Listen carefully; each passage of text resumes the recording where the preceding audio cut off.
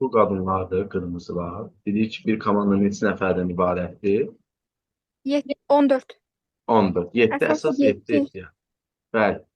Bu da tutaq ki, sadalar da kişilərdir.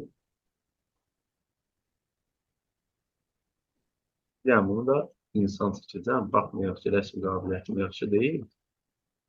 Aha. Və əlləri. Aha. Bu da kişilərdir. Topu da qoyuram. Qara demək. Bu da top. Aha. Başlanğıc zərbəsini keçirik və prosedurları diqqətlə dinləyirik. Başlanğıc zərbəsi zamanı ki, məsələn, kuşatmada dedik ki, topun kimdə olması, qapının kimdə olması necə olur? Bunu dedik. Başlanğıc zərbəsi zamanı başlanğıc zərbəsini yerinə yetirən oyunçunun bir ayağı mütləq mərkəz xəttin üstündə olmalıdır. Mərkəz xətti görürük burada. Baxın mərkəz xəttimizdə. Bəli, görürəm. Baba mərkəz xətti, düzdürmü? Bəli. Bu mərkəz xətti. Bir ayağı mütləq mərkəz xəttinin üzərində. İnsanın neçə ayağı var? 2.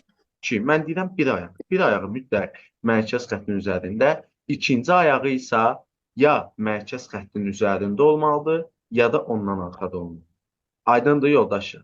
Yəni, Bəli. heç bir halda rəqib tərəfə keçə bilməz və bir ayaq mütləq mərkəz xəttinin üstündə olmalıdır. Digər ayaq isə o da ya xəttin üstündə olmalıdır, ya da xəttdən arxada olmalıdır. Və bütün oyunçular meydançanın hansı hissəsində olmalıdır? Öz Öz tərəflərini. tərəfləri. Məsələn, bura tutaq ki, qadınlarındır, bura kişilərindir. Qırmızı qadınlardır. Hər kəs öz tərəfindədir.